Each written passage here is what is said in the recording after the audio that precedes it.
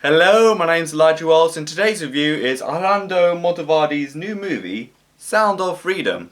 The movie follows Tim Ballard, who's betrayed by Jim Caviezel as he plays a former US government agent who also works for the FBI, as he embarks on a mission to save a bunch of children from child trafficking and sex trafficking in Colombia after encountering a boy that he helped rescue at the Mexico-US border. This movie is very interesting on how it came about. The movie was initially shot way back in 2018, around the same time as Infinity Wars and Black Panther were absolutely huge box office success. And it was originally going to be distributed by 20th Century Fox, but when that got brought over by Disney, the movie was unfortunately shelved.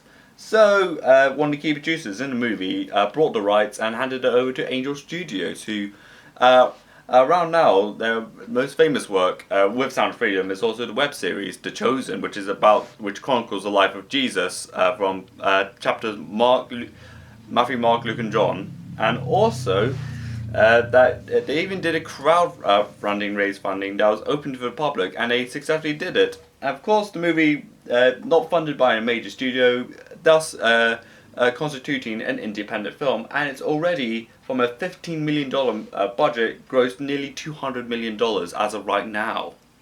So, with that said, and they did the pays you as this little scheme where you buy someone else's ticket just to spread the word in a weird sense of a way. Like they did that at the end of the movie, which I thought was very very interesting. Which is also endorsed by Mel Gibson, who also executive produced the movie. But let's see how the film went. The movie has been unfortunately criticised for being QAnon propaganda, as Jim Caviezel has been attending some of the rallies organised by the Fringe movement, and even though they're both distribution and as director, has denied that it's a QAnon propaganda. But however, it has made quite a lot of noise, to the point it was at #1 on July 4th when it came out in cinemas.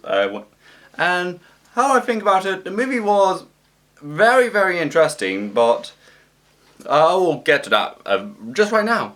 I definitely do applaud a movie, particularly this one, that does take an extremely risque concept matter, being saving children from basically a sex trafficking work and being trafficked from all around the world.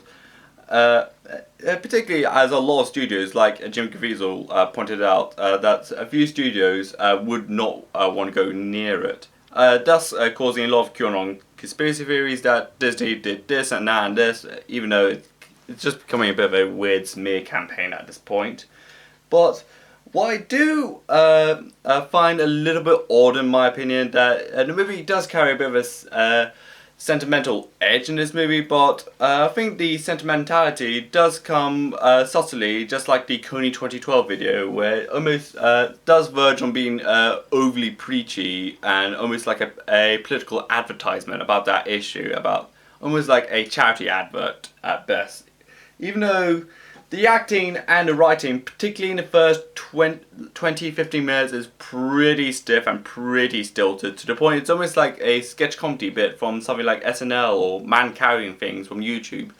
But once the Tim Ballard, played by Jim Caviezel, does find his purpose, being rescued kid's sister who's been trafficked from Honduras to Colombia, he definitely the acting from Jim Caviezel does definitely improve, and the writing does notably improve, particularly in plot lines where he designs a sex island just as a way for police to get after the traffickers, and also this Apocalypse Now-esque third act, which is something, as a fan of Apocalypse Now, which is something I do massively appreciate.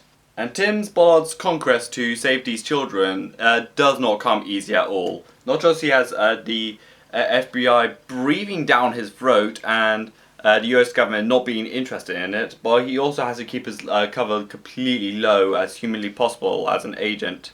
And particularly as he's going undercover as someone who's going to design these really awful parties as well, involving children doing like pretty awful things. Again, from what I can tell you from the movie, that People that traffic children for hideous reasons are monstrous pigs, and the FBI are not really reliable agents, or both.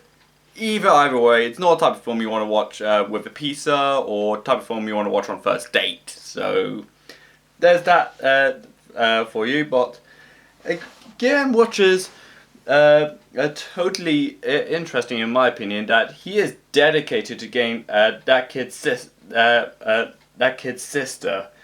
Miguel's sister, Rico, who turned out he was trafficked again in a deeply rural rebels held Colombia in the south, like where it's like full of where it's basically in the rainforest at this point. Like he is still dedicated at this point. Like he is not finished. Like I do like his persistent. Like he doesn't like question how do we get in and out to the point he like ponders on quitting it, but he just persists, which is something really interesting.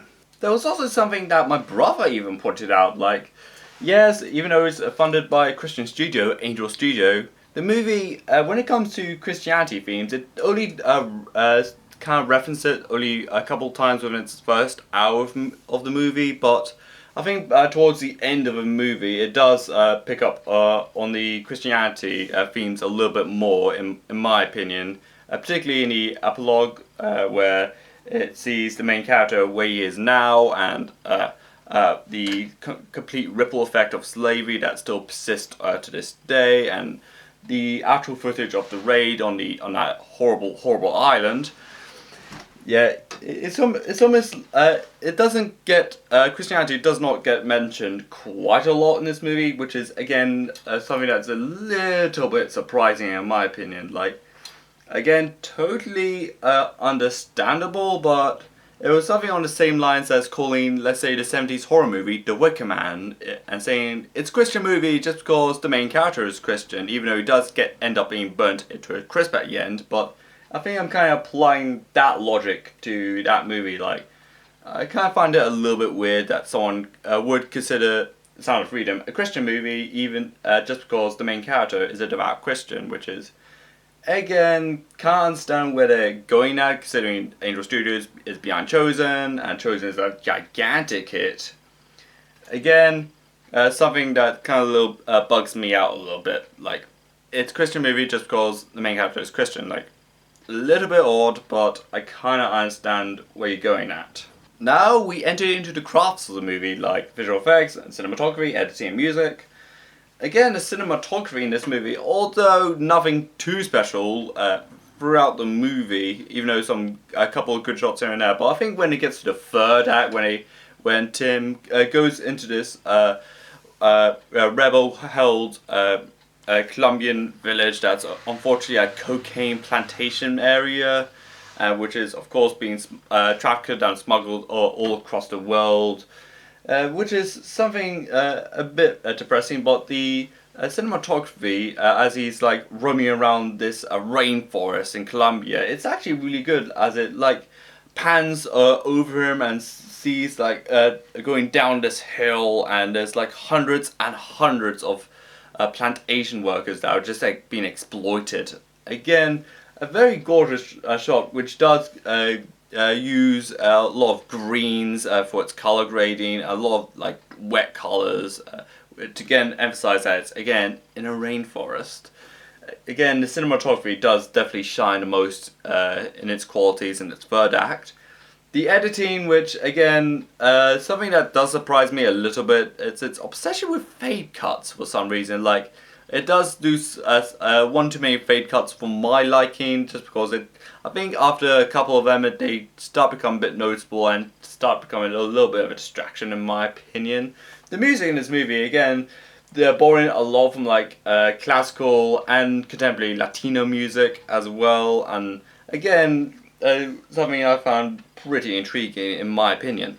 In my opinion, Sound of Freedom is definitely a risque and definitely a bold movie with definitely a smorgasbord of flaws in this movie which in my opinion doesn't deteriorate the film experience in my opinion. I'm not sure what the editing was supposed to achieve, even though the acting and writing, particularly in the first 15 minutes, would have definitely needed some improvement, but The sentimentality is definitely on point. The kind of this idea of stopping slavery is, although a non-idea that could be comfortably discussed out in the open, it does open almost the floodgates of awareness about this issue and how criminals are trying to get away with it, and how people must close these loopholes. And particularly in the epilogue, where it's discussed that the US government is officially taking child trafficking more seriously and tracking down these evil criminals. Again, this is definitely a very interesting movie, purely from both an independent film standpoint and a genre-based Christian movie standpoint, and as a standpoint in this American political ecosystem that is the 2020s at the moment. Like, this is albeit a weird movie, a bit of an interesting movie at best, but at the end of the day, this is definitely something that people are going to be completely discussing about, regardless if people are going to completely disagree on the politics of the movie or agree with the politics of the movie. So I'm feeling a 7 out of 10 for Sound of Freedom. So, what do you think of Sound of Freedom? Comment down below, subscribe to my channel, like this video, follow me on my social medias like Twitter and Instagram and Letterboxd, and this is Elijah Wells, and bye!